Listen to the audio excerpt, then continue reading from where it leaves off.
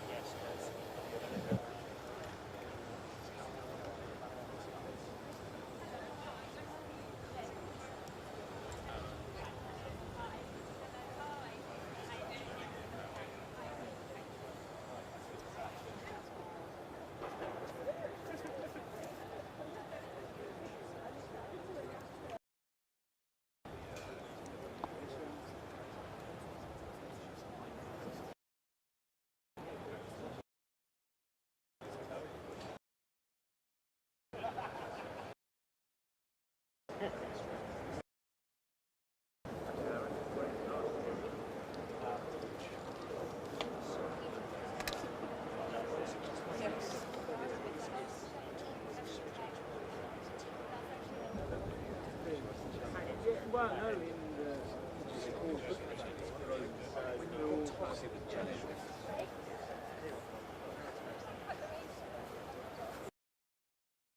okay. So we have Andrew on the right and our wonderful ministers on the left, please. Okay. Right. They're going over there. Right, there we go. There we go. Oh, I see. Right, this is us over here.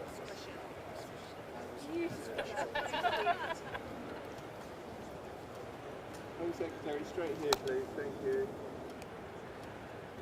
Lovely. Thank you very much. Thank you. Thanks very much. Thank you so much. Thank you. Thanks.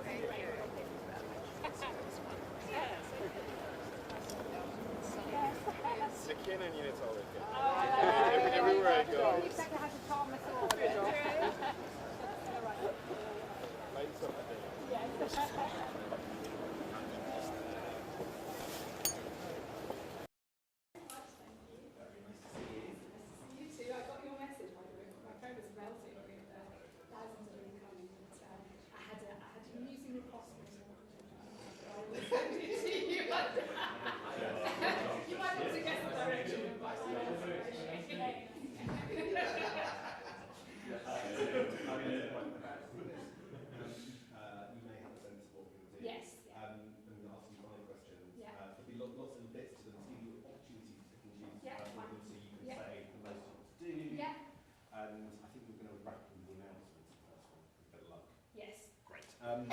Shall we, let's get on with it. It should be,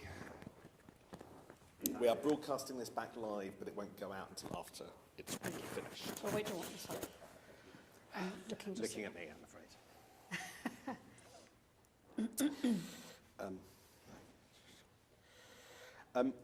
Home Secretary, can you tell us what we're doing, what you're doing here today, what you're announcing, and also, the Americans are here talking to you about Five Eyes. Have they restored intelligence to do with Ukraine? Because we understand they took that away. Well, look, I have one top priority in my job as Home Secretary, and that is to secure our borders. And so today I've been talking to our Five Eyes partners about what more we can do to work together to make sure that our borders are secure and that our citizens feel safe. We think that there is interesting space for collaboration, particularly on how we deal with countries who do not take their citizens back. So making sure that we are able to return out of our countries people who have no right to be in our countries and send them back to their home country. So for the countries that do not play ball, we've been talking about how we can take much more coordinated action between the Five Eyes countries.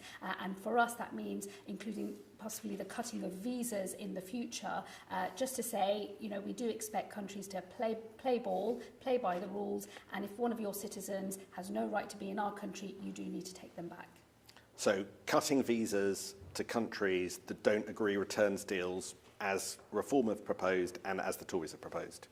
Well, this is a Labour government with Labour policy and Labour proposals. We've been looking at this for some time. It's been discussed already across the government, and I'm very clear that there has to be a strong approach to maintaining our border, and that does mean saying to countries who do not take their citizens back that we're not simply going to allow our laws to remain unenforced, that they do have to play ball, they have to come to the table, and if cutting visas is one of the ways to do that, then I'll do whatever it takes.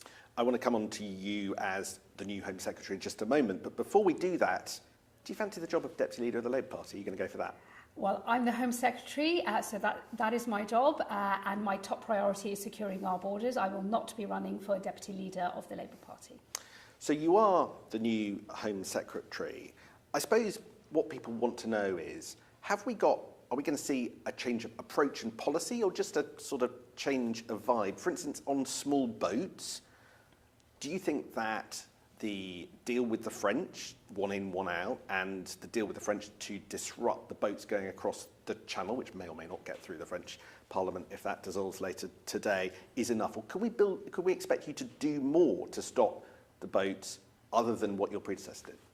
Oh, well, look, I'm 3 days into the job. I have a very strong foundation to build on. Yvette Cooper, my predecessor, had real success in getting returns to 35,000. I think that was a real step change from the terrible inheritance we had from the previous Conservative government. And of course, she was able to strike that landmark deal with the French. That's an international binding treaty between us and the French government. And of course, it's not for us to comment on the domestic political affairs in France, but we will be looking to, of course, continue with the treaty that we have agreed. But that is a strong foundation for me to build on as the new Home Secretary. I will be looking to go further and faster because I am very clear I have one top priority in this job, and that is to secure the borders. I will do whatever it takes. And for those who've worked with me already in government and in my previous brief, I think people can tell I'm not the sort of person that hangs around. I want to understand how you differ to your predecessor. For instance, there's been some very recent talk about digital ID cards being an answer for migration and people who come over here. Can you just sketch out your view of ID cards? Do you have a long-standing view? What is it? Could everybody expect to have a digital ID in the future in order to, one of the reasons to be to tackle migration? Well, look, my long-term personal political view has always been in favour of ID cards. In fact, I supported the last Labour government's introduction of ID cards. The first bill I spoke on in Parliament was the ID cards bill, which the then Conservative Lib Dem coalition scrapped. So I have a long-standing position, which anybody who's familiar with my because it wasn't in the manifesto, was that a mistake? Well, I have a long-standing position of my own, which those who are familiar with my political track record will know that is something that I've always supported. And look, my other colleagues in government have started this conversation about how we might roll out more digital ID. As Home Secretary, I'm very clear we do have to deal with the pull factors that are making the UK a destination of choice for those that are on the move around the world. And I want to make sure that we can clamp down on that. I think that a system of digital ID can also help with illegal working, enforcement of other laws as well. So there is a broader piece of work here to be done by government, but I do think that has a role to play for dealing with our migration system as well. Forgive me, could we be in a situation where everybody would be compelled to have a digital ID at some point? Well, the government's position at the moment is to look at digital ID, further rollout. I'll obviously be discussing that with my colleagues, some of whom are also, like me, new to the role, but we will be setting out our plans in the very near future about how we want to deal with the pull factors. The Prime Minister has also been clear we have got to deal not just with disrupting the trade in people that is bringing people across the Channel, but we've also got to deal with some of the reasons why they're getting in the boat in the first place, looking to come to the UK. And to our mind, digital ID has a role to play here.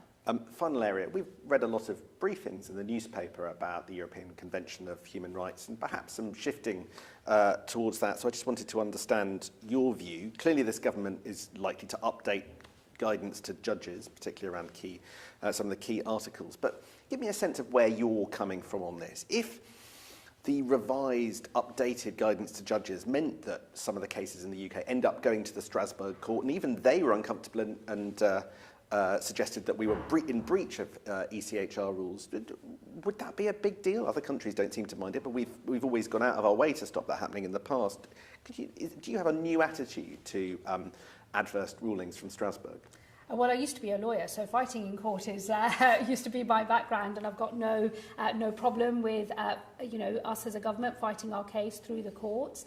We're very clear as a government that, as a Prime Minister has made clear, we won't be leaving the European Convention on Human Rights. That has other consequences that we think are not in our national interest, but we absolutely see the case for reform, primarily in our domestic legal framework, tightening up the rules. In the end, this is about how you strike the balance between human rights on the one hand and securing our borders. I do think that that balance isn't in the right place at the moment. That's why we will come forward with changes to our domestic legislation and the guidance in terms of how we apply some of the convention rights legally here at home. And of course I want to have a conversation, as I started in my previous job, with international partners in Europe who are also looking for a new conversation about how we can make sure the convention itself is fit for purpose in the modern era. It is in the nature of these things that sometimes you have to slug it out in court, but I'll do whatever it takes to make sure we have the right legal framework and we can secure our borders. But with respect, I remember David Cameron saying something incredibly similar. You want reform of the ECHR, you're going to get together with partners. Nothing happens. Why do you think your approach might be any different to that of Yvette Cooper or indeed a succession of Tory governments before that? Well, I think firstly the debate in Europe is starting to change. Other countries are actually trying to have this conversation around reform of the convention. That's not been the case previously, where maybe Britain was seen as more of a lone operator, a little bit more isolated in trying to make that case. I was very struck when I visited the Council of Europe in Strasbourg just a couple of months or so ago, how much other people wanted to talk to me about Britain playing a leading role in that discussion around reform of the convention. I'm very happy to step into that space. I think that we can play a good role in moving those conversations along. So I think we're not isolated. Other countries are struggling with the challenges of mass migration, maintaining our borders. And I think that this is a useful time for us to have a refresh conversation, and I'm confident we can make more progress. Finally, how would you sum up your approach to being Home Secretary? I have one priority. I have to secure our borders, and I will do whatever it takes to get the job done. Done? Great. Very good. Camera's you very still on, much. still sending back to all the newsrooms. Thank you very much. Thank you. Right. Lovely. Thanks,